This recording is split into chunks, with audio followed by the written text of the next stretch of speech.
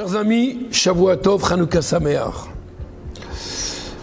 Nous savons très bien que nous sommes maintenant dans ce Shabbat Parashat Miketz, en même temps Chanukah. Tout le monde sait très bien, hein, quand quelqu'un il veut chercher la vérité, il veut se rapprocher vers Dieu. Et quand il voit en face de lui tout ce mensonge qui ne fait que augmenter, comment il doit faire? D'un côté, lui, il veut la vérité, il veut s'approcher de Dieu. Et il a en face de lui des gens qui mentent, une société qui fait que le mensonge. Et quelles que soient les personnes, malheureusement, le mensonge, il est chez tout le monde. Alors, a priori, il devrait s'isoler, aller dans le désert, s'isoler, et être avec le Créateur, et c'est terminé. Eh bien, la Chassidoute nous explique que ce n'est pas de cette manière que nous transformons le mensonge en vérité. C'est la raison pour laquelle que les Shvatim, les frères de Yosef, les Shvatim, les enfants de Yaakov, ont été des bergers. Ils étaient des bergers, ils n'étaient pas occupés à un autre travail que leurs moutons. Pourquoi? Ils n'avaient pas envie d'être investis dans le monde. Ils n'avaient pas envie d'être investis dans le monde. Leur idéal, c'est d'être déconnectés de ce monde. Et comme ça, ils n'ont rien à faire de ce qui se passe dans le monde. Et finalement, donc on reste dans un monde beaucoup plus spirituel que matériel. Pourquoi pas? C'est une démarche qui est peut-être valable aussi. Comme ça, on est tranquille. Nous voyons dans cette paracha cette semaine que Yosef est en Égypte.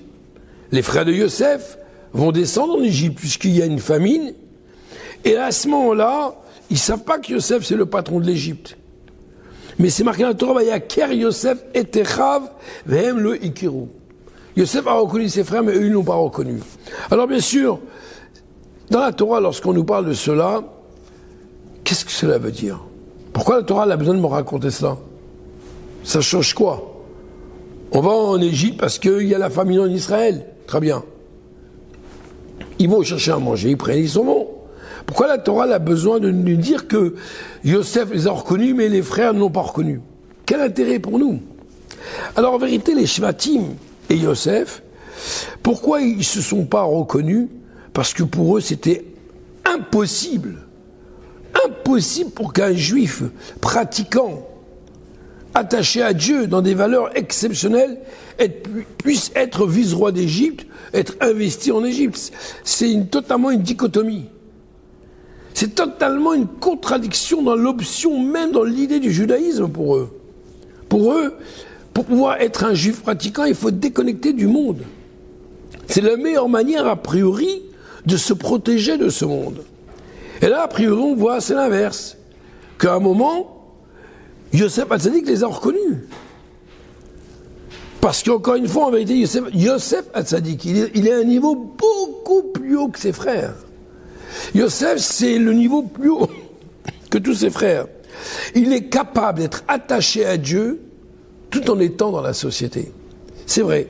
Vous pouvez me dire, bon, mais ça c'est Yosef Hatzadik, c'est peut-être pour cela que c'est lui. Nous, on ne s'appelle pas Hatzadik. Nous, on est des communs des mortels. Donc on pourrait dire, c'est pas une preuve que la Torah me donne, pour me donner un exemple que moi, je dois faire comme Yosef. Eh bien, en vérité, c'est que Yosef Hatzadik, il a fait le but de ce monde. Quand Dieu a créé le monde, Bereshit bara Elokim et hashamayim et haaretz, et hashamayim et haaretz, Dieu a créé le ciel et la terre. Si Dieu voulait qu'on soit totalement déconnecté du monde, c'était très facile. Il ne fallait pas qu'il nous fasse venir dans ce monde dans un corps. Il ne fallait pas qu'il nous fasse un humain avec un Yetzara, un mauvais penchant, et avec des yeux, et avec un monde aussi vaste et aussi beau qu'il soit. Il fallait peut-être nous mettre déconnectés, ne même pas nous amener au monde, et c'est terminé. Je ne comprends pas pourquoi le fait même que Dieu nous a créés de cette manière, c'est qu'en vérité, Dieu a confiance en nous, a en vérité de transformer, d'apporter le monde à un meilleur niveau de spiritualité, à amener un monde en vérité, à faire découvrir au monde que Dieu, il existe dans le monde. Je disais cette semaine à un non-juif, il me disait que lui, il ne croyait pas en Dieu. Et je dis, vous savez, dans la Torah, le monde En hébreu, on appelle ça Olam. Et Olam veut dire Elem. Dans le judaïsme, chaque mot a une signification. En français, une table, c'est une table. Mais j'aurais voulu comprendre pourquoi une table s'appelle une table. Pourquoi ça, on l'appelle une table. Pourquoi on l'appelle pas une chaise, ou vice-versa. Mais dans le judaïsme, il y a des raisons à cela. Quand la Torah dit que le monde s'appelle Elem, Olam, Olam vient du mot Elem. Elem, c'est voilement. C'est que Dieu, il s'est voilé de ce monde. Et le rôle d'un juif, c'est quoi? C'est de dévoiler Dieu, de voir Dieu dans toute la matière de ce monde. C'est ce que Yosef a fait. Ce que ses frères de Yosef, eux, n'arrivaient pas à concevoir cela. Parce qu'évidemment, c'est toujours beaucoup plus facile d'être déconnecté du monde que d'être dans le monde en étant pratiquant. Ben, Yosef Hatzadik, les amis, eh bien, il a vécu dans l'Égypte. Il a vécu dans le monde, et tout en étant vivant dans le monde, il a su être un juif pratiquant dans le monde. Nous sommes cette semaine à Hanouka. Nous sommes dans un monde où l'obscurité est intense. Malheureusement, suite à la tragédie qui s'est passée en Australie, des ennemis du peuple juif ont attaqué le peuple juif. Mais ils ne savent pas qui ils attaquent. Ils attaquent le peuple juif. Et celui qui attaque le peuple juif attaque Dieu lui-même.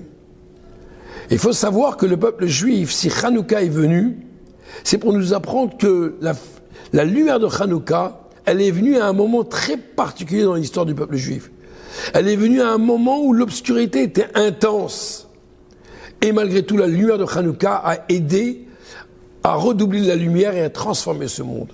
Alors on doit dire, et on doit être haut et fort, le dire, d'être comme Yosef Hatzadik, de ne pas cacher notre identité, que le peuple juif est un peuple de résilience face à tout ce monde qui est obscur, et ne pas avoir peur de ce monde, mais bien au contraire, de se transformer ce monde en au contraire un endroit où Dieu il peut résider tranquillement. Et c'est ce que nous espérons très bientôt, si Dieu veut, qu'actuellement nous allumons Hanouka tous les soirs. Et la Hanoukia, en vérité, comme Dieu l'a dit, la menorah au temple a été de 7 branches, mais Hanouka est de 8 branches. C'est-à-dire qu'il y a encore une fête beaucoup plus grande que celle du Beth Amikdash. C'est-à-dire qu'en vérité, nous nous préparons déjà au candélabre que nous allons allumer, que le Kohen va allumer au temple très prochainement, si Dieu veut. Les 8 bougies de Hanouka au 3e Beth Amikdash très prochainement, que Dieu y fasse. Que si Dieu veut que cet exil s'arrête et qu'une fois pour toutes l'avenue du Mashiach soit très très prochainement imminente. Hanouka Sameach, Shabbat Shalom.